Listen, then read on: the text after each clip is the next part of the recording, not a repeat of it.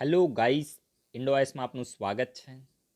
First article United Nations investment promotion અવોર્ડના બારામાં છે. યુપીએસસીમાં ડાયરેક્ટ ક્વેશ્ચન બનશે કે United Nations investment promotion award કોના દ્વારા આપવામાં આવે છે. તો નોટ ડાઉન કરો UNCTAD United Nation conference on trade and development. પ્રેમથી આપણે એને શોર્ટમાં અંકટાડ કહીએ છીએ, પરંતુ એનું ફૂલ ફોર્મ છે United Nation conference on trade and development. તો આના દ્વારા આ United Nation investment promotion award આપવામાં આવે છે. અને 2020નો આ યુએન ઇન્વેસ્ટમેન્ટ પ્રમોશન અવોર્ડ કોને મળ્યો છે? દરેક લોકો નોટ ડાઉન કરશે. Invest India. ઇન્વેસ્ટ ઇન્ડિયા એ ભારતની નેશનલ ઇન્વેસ્ટમેન્ટ પ્રમોશન એજન્સી છે, એટલે કે ભારત દેશની અંદર રોકાણને પ્રમોટ કરવા માટેની રાષ્ટ્રીય સ્તરની એજન્સી છે. અને આ ઇન્વેસ્ટ ઇન્ડિયાને જ 2020નો ઇન્વેસ્ટમેન્ટ પ્રમોશન અવોર્ડ મળ્યો છે. તો આ તમને ખબર પડી ગઈ ને? તો જો આની માટેની જે સેરેમની છે તો સ્વિટ્ઝરલેન્ડના જીનેવામાં થઈ હતી, અને જીનેવામાં આ અવોર્ડ છે તો ઇન્વેસ્ટ ઇન્ડિયાને આપવામાં આવ્યો છે. હવે આપણે થોડી વધારે ઇન્ફોર્મેશન લઈએ. The award recognize and celebrates the outstanding achievement and the best practices of the investment promotion agency across the globe. એટલે કે જો વૈશ્વિક લેવલ ઉપર ઇન્વેસ્ટમેન્ટને એટલે કે રોકાણને વધારવા માટે જે પણ ઇન્વેસ્ટમેન્ટ પ્રમોશન એજન્સી, જે રીતે ઇન્વેસ્ટ ઇન્ડિયા ભારતની અંદર ઇન્વેસ્ટમેન્ટ પ્રમોશન એજન્સી છે, એવી રીતે વૈશ્વિક લેવલ ઉપર બીજા દેશોમાં પણ આ પ્રકારની એજન્સીઝ કાર્ય કરી રહી છે. તો આ એજન્સીના જે એફર્ટ્સ છે તો એને રેકોગ્નાઇઝ કરવા માટે આ પ્રકારના જે અવોર્ડ છે તો અંકટાડ દ્વારા આપવામાં આવે છે United Nation conference on trade and development. હવે બીજી ઇમ્પોર્ટન્ટ ઇન્ફોર્મેશન લઈએ. The United Nation investment promotion award is the most coveted award for the investment promotion agency. એટલે કે જેવી રીતે તમે માનો કે બ્યુરોક્રેસીમાં સૌથી વધારે કોવેટેડ પોસ્ટ કોને માનવામાં આવે છે? તો આઈએએસ. જેવી રીતે આઈએએસની પોસ્ટ છે તો એ ખૂબ જ પ્રખ્યાત અને એક સારી એવી પોસ્ટ આને માનવામાં આવે છે. સમજી ગયા? તો એવી જ રીતે જે પણ માની લો કે ઇન્વેસ્ટમેન્ટ પ્રમોશન એજન્સીઝ હોય તો એમને પણ કંઈક તો મોટિવેશનની જરૂર હોય ને, તો એ લોકોને મોટિવેટ કરવા માટે આ પ્રકારના જે અવોર્ડ છે તો આપવામાં આવે છે. અને કોવેટેડ, મોસ્ટ કોવેટેડ અવોર્ડ માનવામાં આવે છે. એટલે કે જે પણ એજન્સી છે તો એને આ પ્રકારનો અવોર્ડ મળી જાય તો એને સારું એવું કાર્ય કર્યું કહેવાય. તો એના કાર્યની રેકોગ્નિશન આ અવોર્ડથી એને મળે છે. તો આ તમને ખબર પડી ગઈ ને? The UNCTAD is central agency that monitor the performance of the investment promotion agencies. હવે જો વૈશ્વિક લેવલ ઉપર જેટલી પણ ઇન્વેસ્ટમેન્ટ પ્રમોશન એજન્સી છે, જેમ ભારતની અંદર ઇન્વેસ્ટ ઇન્ડિયા છે, તો આ બધા દેશોની જે ઇન્વેસ્ટમેન્ટ પ્રમોશન એજન્સીઝ છે તો એનું જે કાર્ય છે તો એને શું કરે છે? મોનિટર કરવા માટેની સેન્ટ્રલ એજન્સી છે. કોણ? United Nation conference on trade and development. તો આ તમે યાદ રાખજો. અને એમની જે પણ બેસ્ટ પ્રેક્ટિસીસ છે તો એને શું કરે છે? આઈડેન્ટિફાય પણ કરે છે. હવે એવું નથી કે ભારતને આ પ્રકારનો પહેલી વખત અવોર્ડ મળ્યો છે. આની પહેલાં પણ જે United Nation investment promotion award છે તો જર્મનીને પણ મળી ચૂક્યો છે, સાઉથ કોરિયાને પણ મળ્યો છે, અને સિંગાપુરને પણ મળ્યો છે. તો જો આ રીતે તમારે યાદ રાખવાનું. હવે માની લો કે યુપીએસસી જીપીએસસીએ તમને કન્ફ્યુઝ કરવા હોય ને તો કેવા પ્રકારના સ્ટેટમેન્ટ આપે કે ભારતના ઇન્વેસ્ટ ઇન્ડિયાને પહેલી વખત યુનાઇટેડ નેશન ઇન્વેસ્ટમેન્ટ પ્રમોશન, મતલબ ભારત એવો પહેલો દેશ છે જેને આ પ્રકારનો United Nation investment promotion award મળ્યો છે. તો એ સ્ટેટમેન્ટ રોંગ હશે. સમજી ગયા? કારણ કે ઓલરેડી પહેલાં જર્મનીને પણ મળી ચૂકે છે, સાઉથ કોરિયા છે, સિંગાપુર છે, તો બધા પહેલાં જીતી ચૂક્યા છે. તો આ વસ્તુ તમારે યાદ રાખવાની છે. એક્ઝામના પોઈન્ટ ઓફ વ્યૂ ખૂબ જ રેલેવન્ટ છે. હવે હું તમને આની સાથે લિંક કરીને ક્વેશ્ચન પૂછું છું. દરેક લોકો આ વિડીયોના કમેન્ટ બોક્સમાં આન્સર આપે કે આ જે United Nation conference on trade and development છે તો આને ક્યારે સેટઅપ કરવામાં આવ્યું હતું, એનું એસ્ટાબ્લિશમેન્ટ ક્યારે થયું હતું, હેડક્વાર્ટર તો મેં તમને કીધું કે સ્વિટ્ઝરલેન્ડના જીનેવામાં છે. પછી આના દ્વારા કયા કયા રિપોર્ટને રિલીઝ કરવામાં આવે છે, અને મોસ્ટ ઇમ્પોર્ટન્ટ રિપોર્ટ છે. દરેક લોકો આ રિપોર્ટનું લિસ્ટ આપે આ વિડીયોના કમેન્ટ બોક્સમાં, તમને ડાયરેક્ટ ગૂગલમાંથી મળી જશે. જસ્ટ કોપી કરીને પેસ્ટ કરો. પરંતુ તમે કોપી કરીને પેસ્ટ કરીને તમારી નોટમાં તમે એને નોટ ડાઉન કરી દેશો પછી ફ્યુચર માટે તમારા માઇન્ડની અંદર ફિટ થઈ જશે. અને યુપીએસસી ડાયરેક્ટ ક્વેશ્ચન પૂછે છે આના રિપોર્ટ ઉપરથી, કારણ કે આના રિપોર્ટ ખૂબ જ ફેમસ છે. સમજી ગયા? તો દરેક લોકો આન્સર આપશે. જેટલું પાર્ટિસિપેટ કરશો એટલું મજા આવશે. અને મારો પણ ઉત્સાહ વધશે અને તમારો પણ વધશે. સમજી ગયા? કારણ કે તમને એવું લાગશે કે આપણે એક્ઝામ માટે થોડી સિરિયસલી પ્રિપેરેશન કરી રહ્યા છે, કારણ કે સાયકોલોજીકલ ઇમ્પેક્ટ હોય છે. સમજી ગયા? તમારી પ્રિપેરેશન ઉપર સાયકોલોજીકલ ઇમ્પેક્ટ હોય છે. તો એ રીતે તમે દરેક લોકો પાર્ટિસિપેટ કરજો, તમને પણ મજા આવશે. અને આનાથી થશે શું કે તમારું જે પણ મટીરિયલ છે તો કમ્પાઇલ થઈ જશે. સમજી ગયા? અમુક લોકોને એવું હોય કે આપણે કમેન્ટમાં લઈને વાંચી લઈએ તો ભાઈ ભૂલી જશો. સમજી ગયા? જેવી રીતે એક દિવસ ખાઓ ને બીજા દિવસે ખાવા જોઈએ ને, એવી રીતે આપણા માઇન્ડને પણ ફીડ કરવું પડે, કન્ટિન્યુઅસલી રિવાઇઝ કરવું પડે. ને ક્યારે થાય? જ્યારે તમે નોટ્સની અંદર નોટ ડાઉન કર્યું હોય તો જ એ પોસિબલ થાય, અદરવાઇઝ ક્યારે થઈ શકે નહીં. તો આટલું મારે તમને કહેવું છે કે દરેક લોકો આન્સર આપે. અંકટાડ ઇમ્પોર્ટન્ટ છે. અને એના જે પણ કાર્યો છે એના વિશે પણ તમે 2-3 સ્ટેટમેન્ટ લખી દેશો તો વધારે સારું રહેશે. એના પછી જે નેક્સ્ટ આર્ટિકલ છે તો સ્ટોકહોમ ઇન્ટરનેશનલ પીસ રિસર્ચ ઇન્સ્ટિટ્યૂટના બારામાં છે. હવે જો આ જે Stockholm International Peace Research Institute છે ને, તો એના દ્વારા વિશ્વની જે આર્મ્સ માર્કેટ છે એટલે કે જે હથિયારોની જે માર્કેટ છે તો એના વિશે એક રિપોર્ટને રિલીઝ કરવામાં આવે છે. સમજી ગયા? અને હવે આપણે આ જે રિપોર્ટ છે તો એની ફાઇન્ડિંગ વિશે થોડી ઇન્ફોર્મેશન લઈએ. તો જો ખાસ કરીને the US arms industry accounted for 61% sale by the world. જો આ કહેવા શું માંગે છે કે યુએસની જે આર્મ્સ ઇન્ડસ્ટ્રી છે, એટલે કે હથિયારોની જે ઇન્ડસ્ટ્રી છે, તો વિશ્વની અંદર જે પણ હથિયારોનું સેલિંગ કરવામાં આવે છે, વેચાણ કરવામાં આવે છે, તો એમાં યુએસની જે ઇન્ડસ્ટ્રી છે તો એનો શેર કેટલો છે? 61%. વિચાર કરો તમે, 100માંથી 100% જે આર્મ્સનું માર્કેટ છે એમાંથી 61% જે સેલિંગ છે તો કોણ કરે છે? યુએસ કરે છે. તમે વિચાર કરો કે યુએસ છે તો એનો કેટલો મોટો બિઝનેસ છે. હવે તમને ક્યારેય લાગે કે યુએસ છે તો આ પ્રકારના કોન્ફ્લિક્ટને ક્યારેય ખતમ કરવા માંગે? ના માંગે, કારણ કે આ એનો બિઝનેસ છે. હવે જે રીતે આ નાગોર્નો કરાબાગ રીજન છે તો એની અંદર ડિસ્પ્યુટ ચાલી રહ્યો છે, સમજી ગયા. એના સિવાય તમે ઇથોપિયામાં જોયું હશે તો ઇથોપિયાની અંદર ડિસ્પ્યુટ છે, ઇન્ડિયા પાકિસ્તાનનો ડિસ્પ્યુટ છે, સમજી ગયા. તો યુએસએ ક્યારે પણ ચાહતું નથી. તમે જોઈ લો કે જે અફઘાનિસ્તાન છે તો એની અંદર તાલિબાન વાળો ડિસ્પ્યુટ ચાલે છે, તો યુએસએ ક્યારેય ચાહતું નથી કે આ ડિસ્પ્યુટ છે ને ખતમ થઈ જાય. હું તમને ઓપનલી કહું છું, યુએસએ ક્યારે પણ ચાહતું નથી કે આ પ્રકારના જે કોન્ફ્લિક્ટ છે તો એ ખતમ થાય, કારણ કે યુએસએ શું ચાહે છે કે તમે બંને દેશો ઝઘડતા રહો અને અમે શું કરીએ કે અમે તમને બંનેને ડરાવી અને અમારા હથિયારો છે તો અમે તમને વેચીએ, સમજી ગયા. યુએસએનો મેઇન ઇન્ટેન્શન એ છે, યુએસએ પાસે એટલો પાવર છે કે એક દિવસની અંદર ચાહે ને એટલા આતંકવાદીને ખતમ કરી નાખે. એની પાસે એટલું ઇન્ટેલિજન્સ છે, ઉપરથી મિસાઇલ છોડી દે ને એ દરેકે દરેક ખતમ કરી નાખે આતંકવાદીઓને. પણ યુએસએ ક્યારે આવું કરતું નથી, કારણ કે યુએસએનો ઇન્ટેન્સ શું છે કે ભાઈ તમે લોકો ઝઘડતા રહો અને અમે શું કરીએ? તમને ડરાવી કે ભાઈ આ લોકો તમારી ઉપર અટેક કરશે, તમે અમારું આ પ્લેનને ખરીદો અને અમારી આ જે મિસાઇલ છે તો એને તમે પરચેસ કરી લો. અને આ રીતે એનો બિઝનેસ ચલાવે છે યુએસએ.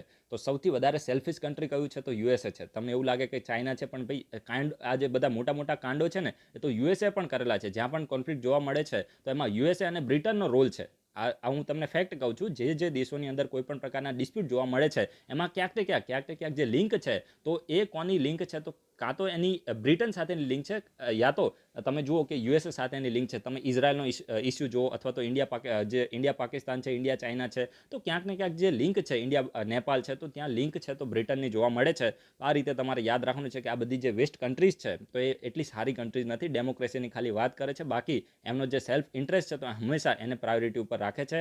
તો આ તમને ખબર પડી ને કે વિશ્વના જે આર્મ્સની માર્કેટ છે તો એમાં 61% હિસ્સો કોનો છે? તો યુએસએનો છે. અને ચાઇનાની વાત કરીએ તો હજુ તમે જોઈ શકો છો 15.7% છે. અને China and United States are the two biggest state in terms of the global arms spending. એટલે કે વિશ્વમાં જે હથિયારો પાછળનો જે પણ ખર્ચો કરવામાં આવે છે તો એમાં સૌથી વધારે કોણ કરે છે? તો ચાઇના અને યુએસએ કરે છે. તો આ તમે યાદ રાખજો. હવે આપણે Stockholm International Peace Research Institute વિશે આપણે થોડી ઇન્ફોર્મેશન લઈએ. તો આ સ્ટોકહોમથી તમે એના નામથી જ સમજો છો કે આ સ્વીડનની અંદર છે, સમજી ગયા. સ્વીડનના સ્ટોકહોમમાં આ જે ઇન્ટરનેશનલ પીસ રિસર્ચ ઇન્સ્ટિટ્યૂટ છે તો આવેલું છે. અને 1966માં 1966માં આ ઇન્ટરનેશનલ પીસ રિસર્ચ ઇન્સ્ટિટ્યૂટ છે તો એને સેટઅપ કરવામાં આવ્યું હતું. અને આ એક ઇન્ડિપેન્ડન્ટ ઇન્ટરનેશનલ ઇન્સ્ટિટ્યૂટ છે, ઇન્ડિપેન્ડન્ટ ઇન્ટરનેશનલ ઇન્સ્ટિટ્યૂટ છે and dedicated two research in conflict. જો ખાસ કરીને જે પણ કોન્ફ્લિક્ટ હોય, આર્મામેન્ટ્સ હોય, આર્મ્સ કંટ્રોલ હોય અને ડિસઆર્મામેન્ટ એટલે કે નિશસ્ત્રીકરણ છે, તો આ બધા ઉપર શું કરે છે? રિસર્ચ કરવાનું જે કાર્ય છે તો એ Stockholm International Peace Research Institute દ્વારા કરવામાં આવે છે. તો એક્ઝામનો પોઈન્ટ ઓફ વ્યૂ રેલેવન્ટ છે.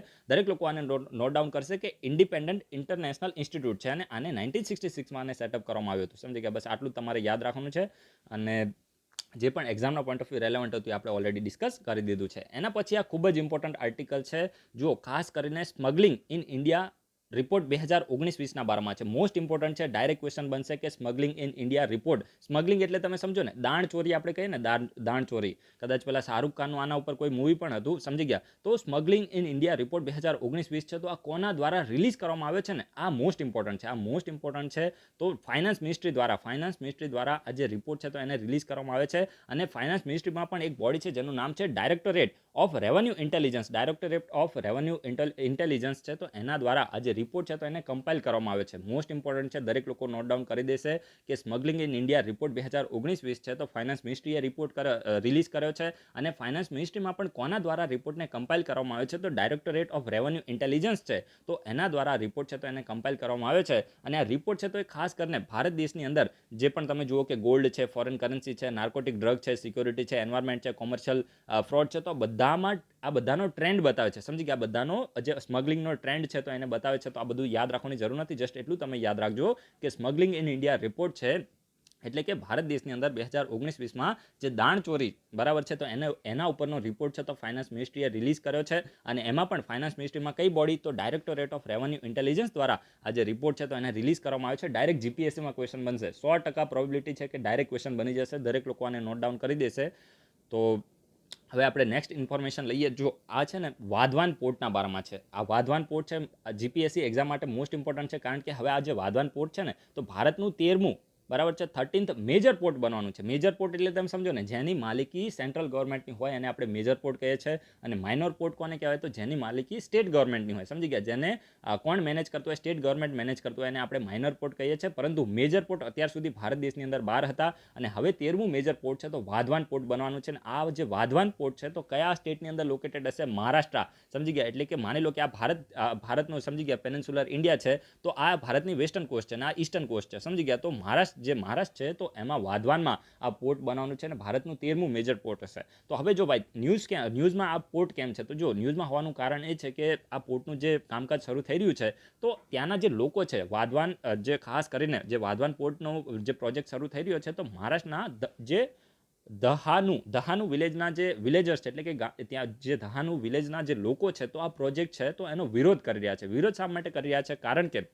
કારણ કે આ પ્રોજેક્ટથી માનવામાં એવું આવે છે કે એન્વાયરમેન્ટને ઘણું બધું નુકસાન થશે અને આ જે ગામડાના લોકો છે તો એમનું લાઇવલીહુડ, એમને જે ચીજ ઉપર જીવનયાપન કરે છે, સમજી ગયા, તો એમના લાઇવલીહુડ ઉપર શું કરશે? ખૂબ જ નેગેટિવ ઇમ્પેક્ટ થશે. આ પ્રકારનું આ વિલેજર્સ જે છે તો એનું માનવું છે અને એટલા જ માટે આ જે પ્રોજેક્ટ છે તો એનો વિરોધ થઈ રહ્યો છે. તો વિરોધ તો થવાનો ભારત દેશની અંદર એક રૂલ છે, ક્યારે પણ કોઈ પણ નવી વસ્તુ થશે ઓબ્વિયસલી એનો વિરોધ તો ક્યાંક ને ક્યાંક કોઈ ના કોઈ એન્ડથી થવાનો જ છે અને આ ફેક્ટ છે, તમારે એને સ્વીકારવું જ પડશે. જેમ સરકારે અત્યારે કૃષિ બિલ લાયા, હવે જો આ કૃષિ બિલ છે ને, મને ઘણી વખત ઘણા બધા લોકોએ કમેન્ટમાં કીધું છે કે તમે આ બિલ ઉપર શું કરો, વિડીયો બનાવો. હું જાતે કરીને વિડીયો બનાવતો નથી અને તમે જોયું હશે કે મેં છે ને કૃષિ બિલ ઉપર છે જે આપણા કરંટ અફેર્સના વિડીયો છે એમાં પણ મેં કોઈ પણ આર્ટિકલ ડિસ્કસ કર્યો જ નથી. આ ફેક્ટ હું તમને કહું છું, આ હું તમને અત્યારે ઓપનલી બોલું છું. કારણ કે આમાં છે કેવું કે હું તમને અત્યારે બોલીશ ને તો તમને એવું લાગશે કે ભાઈ આ વ્યક્તિ છે તો ક્યાંક ને ક્યાંક કોઈ પર્ટિક્યુલર પોલિટિકલ પાર્ટીનો ફેવર કરે છે. સમજી ગયા? કારણ કે આ એક પોલિટિકલ મુદ્દો થઈ જાય છે. જે લોકો રેશનલ હશે ને, જેની થિંકિંગ થોડી બ્રોડ હશે એ ઓટોમેટિકલી સમજી જશે. કારણ કે આઈડિયોલોજી કોઈ દિવસ ચેન્જ થતી નથી.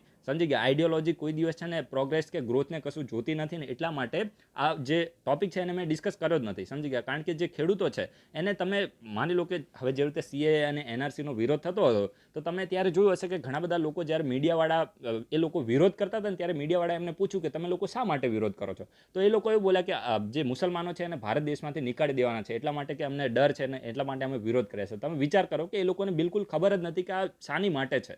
એટલે ભારત દેશની અંદર જે પણ અત્યારે થઈ રહ્યું છે ને એ મોટા ભાગના લોકોને કશું ખબર જ નથી ને એમાં એ લોકોનો કોઈ વાંક નથી. આમાં થાય છે કેવું કે જે પણ પોલિટિકલ પાર્ટીઝ હોય છે એ લોકોને ભડકાવે છે. સમજી ગયા? મીડિયા પર્સન હોય છે તો મીડિયા પર્સન શું કરે છે કે મીડિયા જે ખાસ કરીને છે ને તો એ ક્યાંક ને ક્યાંક પોલિટિકલ પાર્ટીથી અફિલિએટેડ છે. સમજી ગયા? અમુક તમે જોયું હશે કે પ્રો બીજેપી હશે, અમુક પ્રો કોંગ્રેસ હશે અને એના હિસાબથી લોકો સુધી સાચી માહિતી પહોંચતી જ નથી ને આપણે પહોંચાડી શકીએ, પરંતુ હવે એમાં પણ સેન્સરશિપ છે એટલે આપણે કંઈ વધારે પડતું બોલાય નહીં તો પછી આપણને પણ અંદર કરી દે. સમજી ગયા? તો અત્યારે મેઇન રીઝન એ છે કે હું શા માટે એ મુદ્દા છે તો એને કવર કરતો નથી, કારણ કે પોલિટિકલ થઈ જશે અને ત્યાંથી જે પણ કોન્ટ્રોવર્શિયલ ટોપિક હોય ને એમાં કોઈ દિવસ જીપીએસસી યુપીએસસી ક્વેશ્ચન ના પૂછે, કારણ કે અલ્ટિમેટલી સરકારની બોડી છે.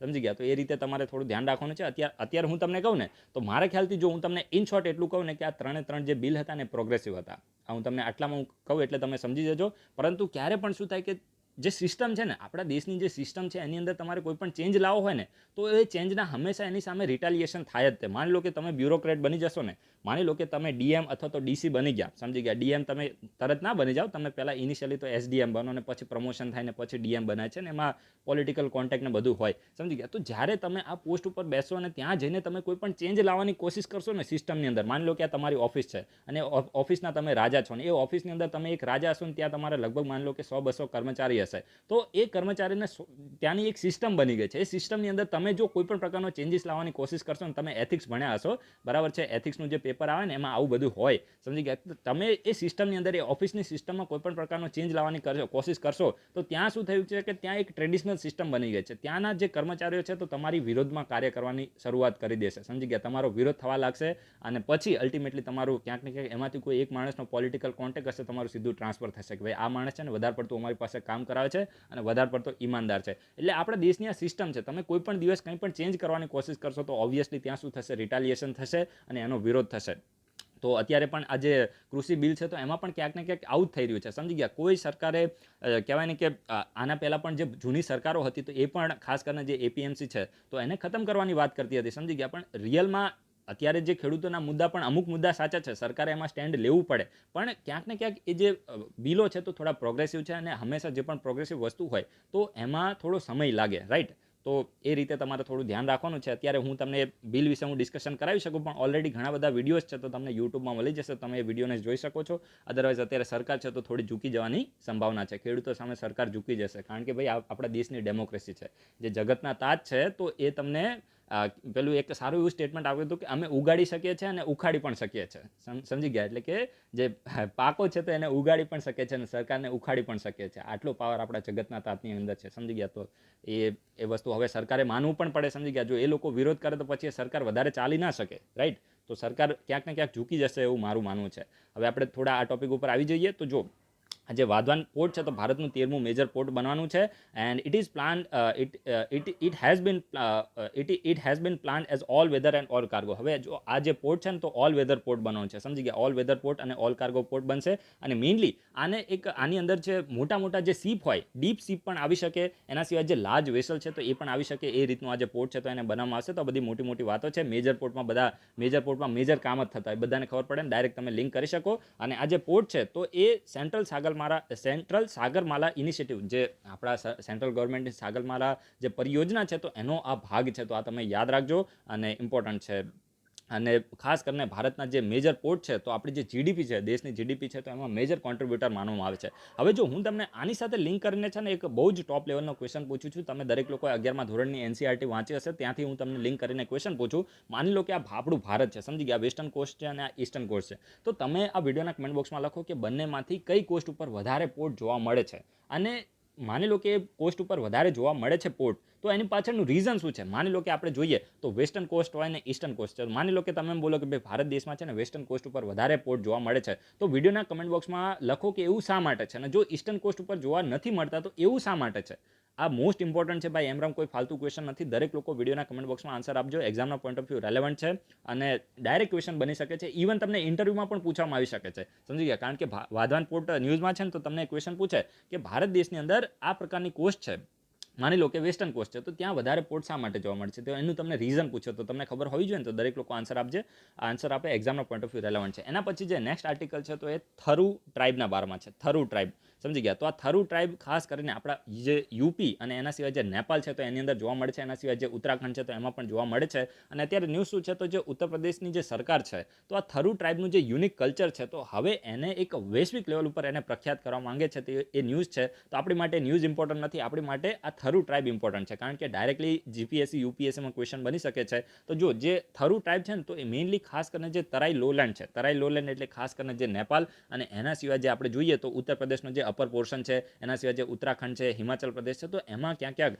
આ જે થરુ ટ્રાઇબ છે તો જોવા મળે છે. એટલે કે મેઇનલી જે તરાઈ લોલેન્ડ છે તો એમાં જોવા મળે છે. Most of them are forest dweller, એટલે કે મોટા ભાગના જે થરાઈ જે ટ્રાઇબના લોકો છે તો ફોરેસ્ટ ડ્વેલર છે. અને અમુક એમાં એગ્રીકલ્ચર પ્રેક્ટિસીસ પણ કરે છે, એટલે કે ખેતીની એક્ટિવિટી પણ કરે છે. The word Tharu is derive from the sthavir. હવે જો આ જે થરુ શબ્દ છે ને તો એ સ્થાવીર શબ્દથી ડિરાઇવ થયો છે. સમજી ગયા? એટલે એના ઉપરથી ઉતરી આવ્યો છે. અને આ જે સ્થાવીર છે તો એનો મતલબ શું થાય? તો ફોલોવર્સ ઓફ થેરાવાડા બુદ્ધિઝમ. હવે જો બુદ્ધિઝમની અલગ અલગ પ્રકાર છે, જેવી રીતે હિનયાન બુદ્ધિઝમ છે, મહાયાન બુદ્ધિઝમ છે, એના સિવાય થેરાવાડા બુદ્ધિઝમ છે. ચલો આ વિડીયોના કમેન્ટ બોક્સમાં તમે લખો. આમ તો મારા ખ્યાલથી મેં ક્વેશ્ચન પૂછેલો છે કે મેં તમને નવયાન બુદ્ધિઝમ વિશે ક્વેશ્ચન પૂછ્યો હતો. નવયાન બુદ્ધિઝમ, સમજી ગયા? આજથી થોડા દિવસ પહેલા નવયાન બુદ્ધિઝમ છે ને ન્યૂઝમાં હતું. સમજી ગયા? કારણ કે પેલા ડૉક્ટર બાબા સાહેબ આંબેડકર છે તો એમના હિસાબથી આ નવયાન બુદ્ધિઝમ છે તો ન્યૂઝમાં હતું. સમજી ગયા? તો દરેક લોકો આ વિડીયોના કમેન્ટ બોક્સમાં લખશે કે આ નવયાન બુદ્ધિઝમ શું છે. સમજી ગયા? ડાયરેક્ટ ક્વેશ્ચન બનશે નવયાન બુદ્ધિઝમ. અને જેની પાસે જે આપણા નીતિન સિંઘાનિયાની બુક હશે તો એમાં જે બુદ્ધિઝમનું ચેપ્ટર છે તો એમાં લાસ્ટ પેજ ઉપર મારા ખ્યાલથી એક બોક્સની અંદર આ પ્રકારનું નવયાન બુદ્ધિઝમ વિશે કોન્સેપ્ટ આપેલો છે. તો દરેક લોકો એના વિશે ઇન્ફોર્મેશન આપે. અત્યારે આપણે આ થરુ વિશે આવી જઈએ. તો જે થરુ ટ્રાઇબ છે ને તો મેઇનલી જે થેરાવાડા બુદ્ધિઝમ છે તો એના ફોલોઅર્સ આ લોકોને માનવામાં આવે છે. And the Tharu lives in both India and Nepal. Important છે, યાદ રાખજો. એવું નથી કે ફક્ત ઇન્ડિયાની અંદર રહે છે, ઇન્ડિયા અને નેપાલ બંને દેશોની અંદર થરુ ટ્રાઇબના જે લોકો છે તો રહે છે. And in the Indian Terai they live mostly. હવે જો ઇન્ડિયન તરાઈ રીજન છે તો એમાં મોસ્ટલી જે ઉત્તરાખંડ છે, ઉત્તર પ્રદેશ છે અને જે બિહાર છે તો એની અંદર આ જે ટ્રાઇબના લોકો છે તો જોવા મળે છે. અને they speak various dialect of Tharu, a language of the Indo Aryan subgroup. સમજી ગયા? આ લોકો કઈ ડાયલેક્ટ બોલે છે તો થરુ ડાયલેક્ટ આ બોલે છે. અને મેઇનલી આમની જે ડાયલેક્ટ છે તો એ કઈ ફેમિલીને બિલોંગ કરે છે તો ઇન્ડો આર્યન જે ફેમિલી છે તો એને બિલોંગ કરે છે. એન્ડ અને મેઇનલી જે હિન્દી છે, ઉર્દુ છે અને જે અવધી ભાષા છે તો એના વેરિયન્ટ જે છે તો આ થરુ ભાષા માનવામાં આવે છે. તો બહુ ફેક્ચ્યુઅલ થઈ ગયું, અહીંયાથી કોઈ ક્વેશ્ચન નહીં બને. સમજી ગયા? અને જે સેન્ટ્રલ નેપાલ છે, સેન્ટ્રલ સેન્ટ્રલ નેપાલ, તો એમાં આ લોકો ભોજપુરી જે ભાષા છે, ભોજપુરી ભાષાનું વેરિયન્ટ બોલે છે. અને જે ઈસ્ટર્ન નેપાલ છે તો એમાં મૈથલી ભાષાનું જે વેરિયન્ટ છે તો જોવા મળે છે. હવે મૈથલી ભાષા છે તો મેઇનલી જે બિહાર છે, બિહાર તો એના ઈસ્ટર્ન પોર્શનમાં તમે જુઓ, નોર્થ ઈસ્ટ સાઈડ આપણે જોઈએ તો ત્યાં જોવા મળે છે જે મેઇનલી જે નેપાલ સાથે જ્યાં બોર્ડર ટચ થાય છે તો એ એરિયાની અંદર મૈથલી ભાષાને બોલવામાં આવે છે. ધ થરુ વુમન, આ ઇમ્પોર્ટન્ટ છે, જે થરુ વુમન છે, આ તમે સોસાયટી, ઇન્ડિયન સોસાયટી છે તો એમાં પણ તમે કંઈક લખવાનું આવે તો તમે લખી શકો. જે થરુ વુમન છે, થરુ વુમન, તો એમના જે પ્રોપર્ટી રાઇટ છે તો વધારે મજબૂત હોય છે. હવે જો માની લો કે આપણું ઇન્ડિયા છે, સમજી ગયા, આપણું ઇન્ડિયા છે, અત્યારે જસ્ટ આપણે ખાલી માની લઈએ તો એમાં આપણું જે નોર્થ ઇન્ડિયા છે ને તો એમાં વુમન ઇનઇક્વાલિટી વધારે છે, એટલે કે મહિલાઓના અધિકારો ખૂબ જ ઓછા છે. નોર્થ ઇન્ડિયાની વાત કરે છે, યુપી છે, બિહાર છે, એમપી છે, રાજસ્થાન છે, તો આમાં યુપી, હરિયાણા છે, તો આમાં યુપીના એટલા બધા રાઇટ, મહિલાઓના આટલા બધા જે રાઇટ હોતા નથી. અને એમાં પણ ખાસ કરીને પ્રોપર્ટી રાઇટ તો હોતા જ નથી. પરંતુ આ થરુ ટ્રાઇબનું આપણે જોઈએ ને, થરુ ટ્રાઇબ, તો એમાં કેવું છે કે જે મહિલાઓ છે તો એને વધારે પ્રોપર્ટી રાઇટ હોય છે એઝ કમ્પેર ટુ મેલ, સમજી ગયા, એટલે કે પુરુષો કરતાં મહિલાઓને જે પ્રોપર્ટી રાઇટ છે તો વધારે હોય છે. તો આ તમારે યાદ રાખવાનું છે. હવે ચલો, આ ટ્રાઇબ ન્યૂઝમાં છે ને તો આની સાથે હું તમને લિંક કરીને એક ક્વેશ્ચન પૂછું છું. અસુર ટ્રાઇબ, અસુર ટ્રાઇબ વિશે ઇન્ફોર્મેશન આપો કે અસુર ટ્રાઇબ છે તો કયા કયા સ્ટેટ્સની અંદર જોવા મળે છે, એટલે કે કયા કયા રાજ્યોમાં જોવા મળે છે. અને જે અસુર ટ્રાઇબ છે તો મેઇનલી આ પીવીટીજી છે કે નહીં, પર્ટિક્યુલર વોલનરેબલ ટ્રાઇબલ ગ્રુપ છે કે નહીં, સમજી ગયા. પીવીટીજી વિશે 2019માં યુપીએસસીએ ક્વેશ્ચન પૂછ્યો હતો. તો આ વિડીયોના કમેન્ટ બોક્સમાં તમે આન્સર આપજો, એક્ઝામના પોઈન્ટ ઓફ વ્યૂ ખૂબ જ રેલેવન્ટ છે. એના પછી જે નેક્સ્ટ આર્ટિકલ છે તો એ પ્રેફરન્શિયલ ટ્રેડ એગ્રીમેન્ટના બારામાં છે. હવે આ પ્રેફરન્શિયલ ટ્રેડ એગ્રીમેન્ટ અને ફ્રી ટ્રેડ એગ્રીમેન્ટ છે ને બંને થોડું અલગ છે. હું તમને કહું કઈ રીતે. તો જો પ્રેફરન્સ એટલે તમે સમજો ને, માની લો કે તમે બધા છે ને જીપીએસસીની મીન્સ પાસ કરી અને પછી તમને માની લો કે ઇન્ટરવ્યૂ પણ તમે પાસ કરી દો. હવે માની લો કે તમે જ્યારે ફોર્મ ભરતા હોય તો ત્યારે તમને પ્રેફરન્સ આપવાનું પૂછે, સમજી ગયા, તમને પ્રેફરન્સ આપવાનું પૂછે. જે રીતે તમે યુપીએસસીનું જે ઇન્ટરવ્યૂ માટેનું ફોર્મ ભરતા હોય અથવા તો મીન્સ માટેનું ફોર્મ ભરતા હોય તો તમને પ્રેફરન્સ માટે પૂછે કે તમારે માની લો કે તમને ડીસીની પોસ્ટ આપે, પછી ડીવાયએસપીની પોસ્ટ આપે, એના સિવાય બીજી જે પણ સારી એવી પોસ્ટ આવતી હોય, મામલતદારની પોસ્ટ હોય, તો આમાં તમને પ્રેફરન્સ આપે કે આમાં તમારો સૌથી પહેલો પ્રેફરન્સ કયો છે. માની લો કે આઈએએસ છે, આઈપીએસ છે, સમજી ગયા, આઈએફએસ છે, તો આમાં તમારો પ્રેફરન્સ કયો છે, તો આને પ્રેફરન્શિયલ આપણે કહીએ, સમજી ગયા. તો એવી જ રીતે આ પ્રેફરન્શિયલ ટ્રેડ એગ્રીમેન્ટમાં શું હોય છે, તો પ્રેફરન્શિયલ ટ્રેડ એગ્રીમેન્ટમાં જે પણ દેશ હોય તો એની જે પ્રોડક્ટ છે તો એને પ્રેફરન્સ આપવામાં આવે, એના ઉપર ડ્યુટી ઓછી લગાવવામાં આવે. જો આ પ્રેફરન્શિયલ ટ્રેડ એગ્રીમેન્ટમાં કેવું હોય છે કે અમુક જે પ્રોડક્ટ છે તો એના ઉપર એકદમ ડ્યુટી છે તો એને ખતમ કરી દેવામાં આવે. ફ્રી ટ્રેડ એગ્રીમેન્ટ એટલે શું થાય કે કોઈ પણ પ્રોડક્ટ ઉપર કોઈ પણ પ્રકારની ડ્યુટી લાગતી જ નથી. આ ફ્રી ટ્રેડ એગ્રીમેન્ટમાં ડિફરન્સ છે. પ્રેફરન્શિયલ ટ્રેડ એગ્રીમેન્ટમાં શું કરવામાં આવે છે કે જે પણ ડ્યુટી લગાવવામાં આવે છે યા તો એને ઓછી કરી દેવામાં આવે છે, અથવા તો અમુક જે પ્રોડક્ટ છે તો એને ડ્યુટીમાંથી મુક્ત કરી દેવામાં આવે છે. માની લો કે હું તમને એક એક્ઝામ્પલ આપીને કહું કે માની લો કે જે અત્યારે ન્યૂઝ શું છે કે જે બાંગ્લાદેશ અને જે ભૂતાન છે તો એની વચ્ચે પ્રેફરન્શિયલ ટ્રેડ એગ્રીમેન્ટ સાઇન થયો છે. તો હવે આમાં શું થશે કે જે પણ માની લો કે બાંગ્લાદેશથી ભૂતાનમાં અને ભૂતાનથી બાંગ્લાદેશમાં જે પણ પ્રોડક્ટ જાય છે તો એમાં બધી પ્રોડક્ટ ઉપર એવું નથી કે ડ્યુટીને ખતમ કરી દેવામાં આવશે. આમાંથી અમુક એવી પ્રોડક્ટ હશે તો એના ઉપર જે ડ્યુટી છે તો એને યા તો સાવ ખતમ કરી દેવામાં આવશે યા તો ઓછી કરી દેવામાં આવશે.